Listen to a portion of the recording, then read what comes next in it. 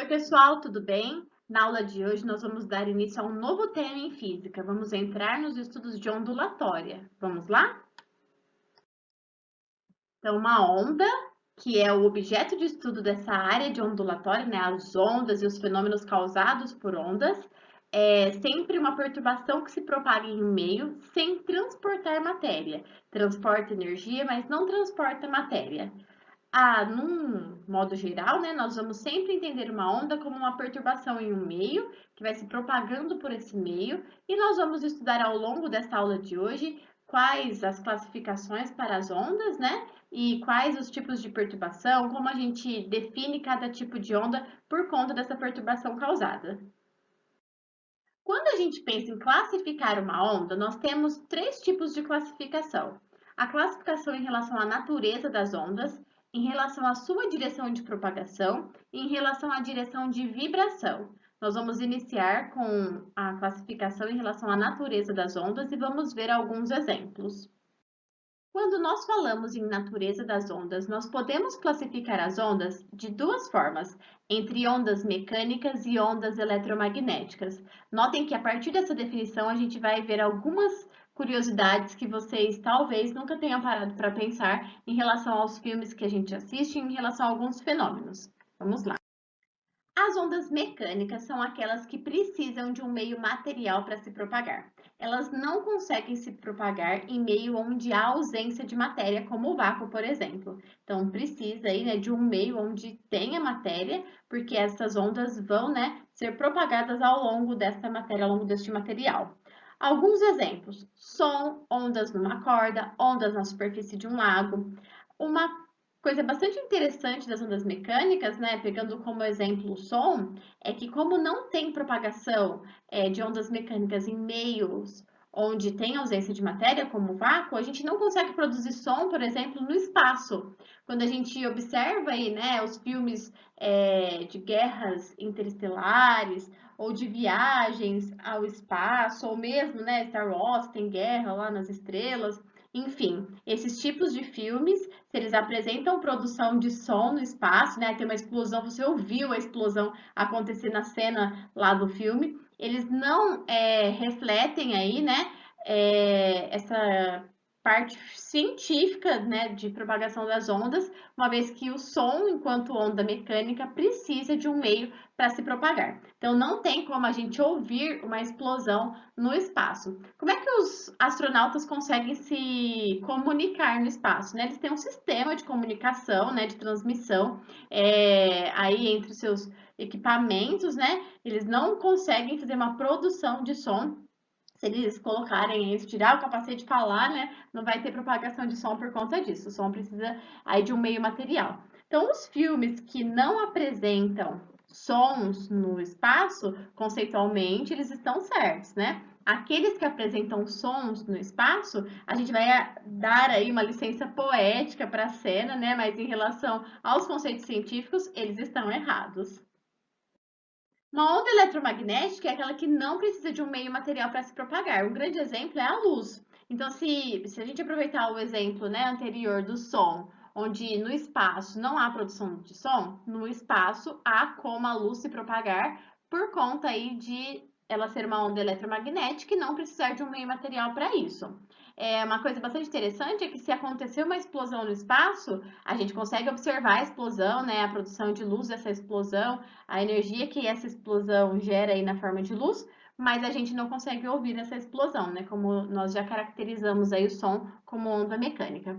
Outros exemplos para ondas eletromagnéticas são ondas de rádios, micro-ondas, os próprios raios-x, né? Que nós utilizamos aí no nosso dia a dia em diagnósticos, são ondas eletromagnéticas.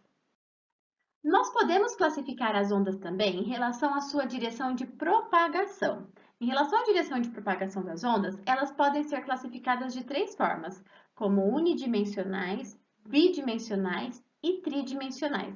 Vamos estudar cada um desses exemplos.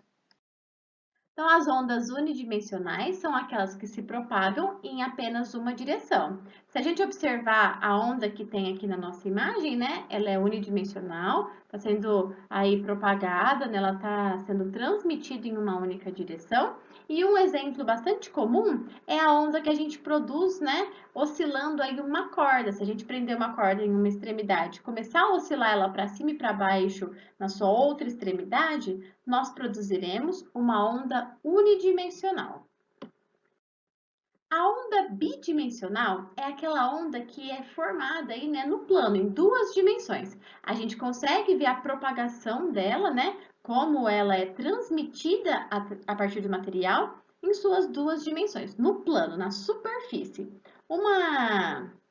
Um exemplo bastante comum é uma pedrinha ser jogada na superfície de um lago. Ela causa uma oscilação que é conhecida aí como uma onda bidimensional, porque vai propagar em duas dimensões. E por fim, né, nessa classificação em relação à direção de propagação da onda, nós temos as ondas tridimensionais. As ondas tridimensionais, elas se propagam em todas as direções, nas três direções, no espaço, né? O som é um exemplo. A gente consegue perceber quando uma fonte produz um som em determinado ambiente, como é que esse som se propaga pelo ambiente todo. É claro que mais perto da fonte em que esse som foi produzido, a gente tem uma maior percepção, mas a gente consegue perceber essa propagação pelo ambiente todo, né, em todas as direções, sendo aí então o som uma onda tridimensional. E nós temos a classificação das ondas pela direção de vibração. Em relação à direção de vibração de uma onda, nós teremos as ondas transversais e as ondas longitudinais.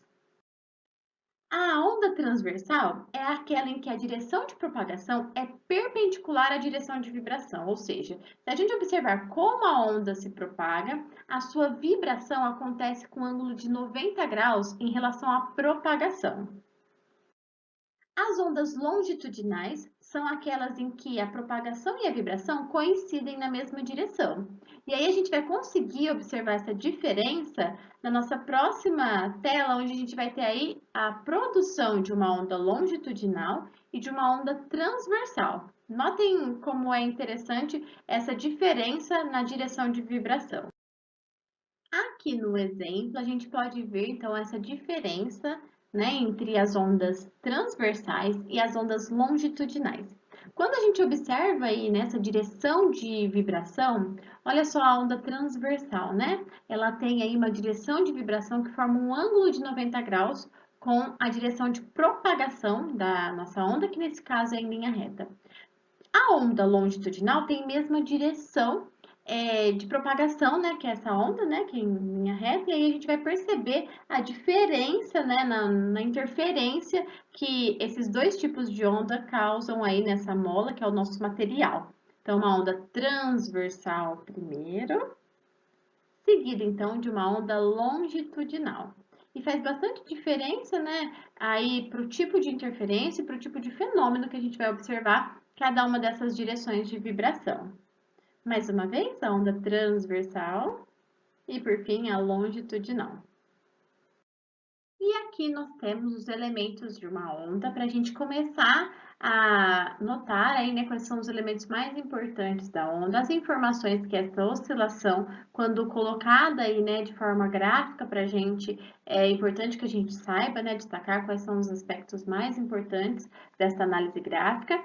E esses aspectos serão importantes para quando a gente for analisar as ondas de maneira quantitativa, né? Quando a gente quiser analisar a velocidade de propagação de uma onda ou outras características relacionadas, então, aos elementos gráficos de uma onda. Então, nós temos aqui uma oscilação, né? Que é essa perturbação que é definida pela onda. Nós temos aqui, né? Uma percepção dessa oscilação no eixo Y e no eixo X. Então, vou deixar Y aqui para cima e para baixo, né? E no eixo X. Tá aqui. Quando a gente nota aí, né, os pontos onde tocam, que a gente chamou aqui de eixo de propagação da onda, ou eixo X, esses pontos são conhecidos como os nós.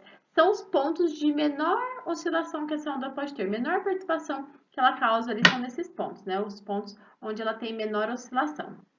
E nós temos aí o tamanho que essa onda adquire no eixo Y, que é conhecido como amplitude.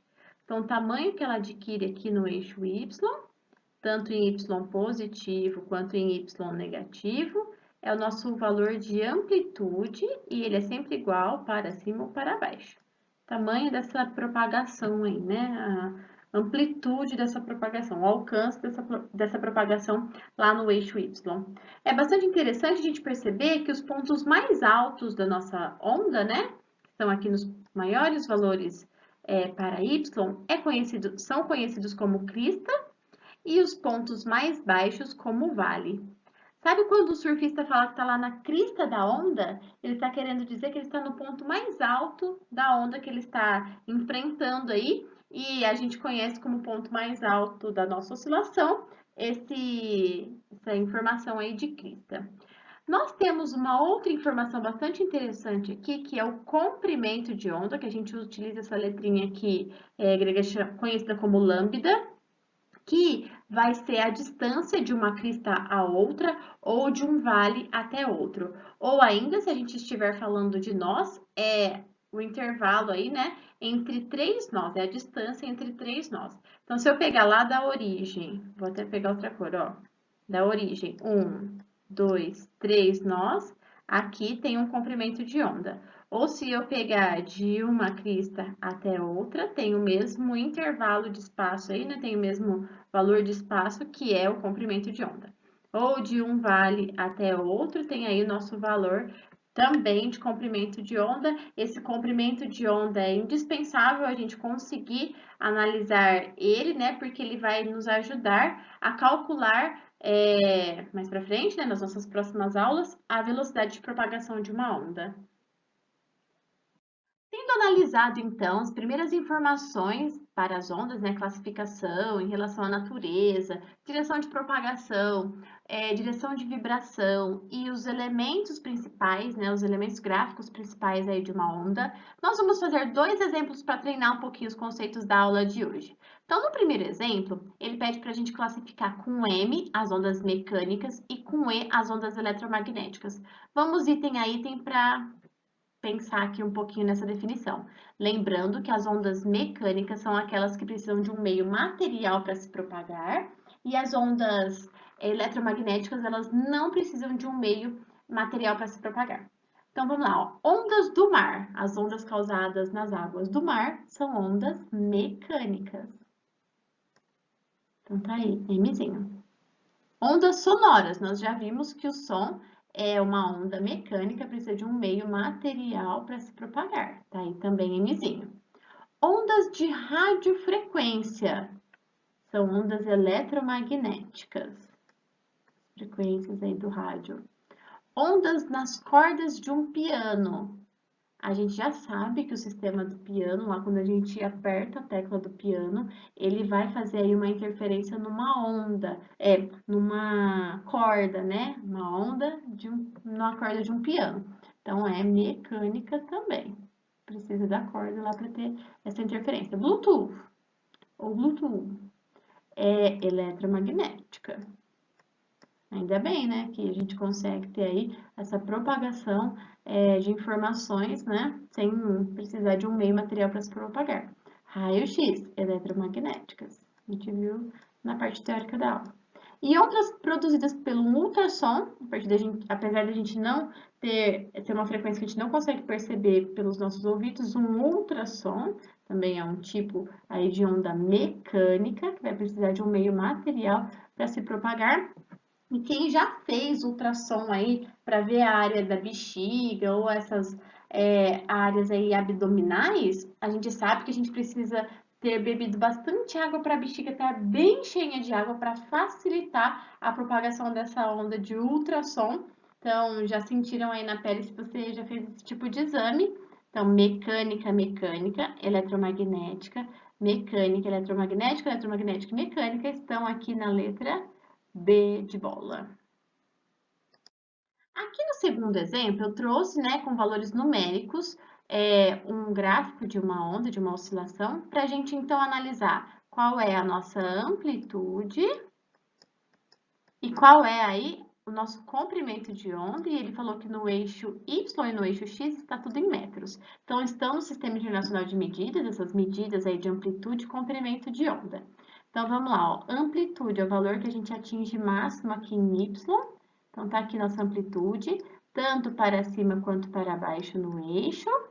Então, nós teremos um valor aí de 1,5 metros. Essa é a nossa amplitude, a amplitude dessa onda. O comprimento de onda pode ser 3 nós, então se eu contar aqui 1, 2, 3 nós, estamos aqui, né? Mais fácil pensar nesses nós, ou de uma crista até a outra.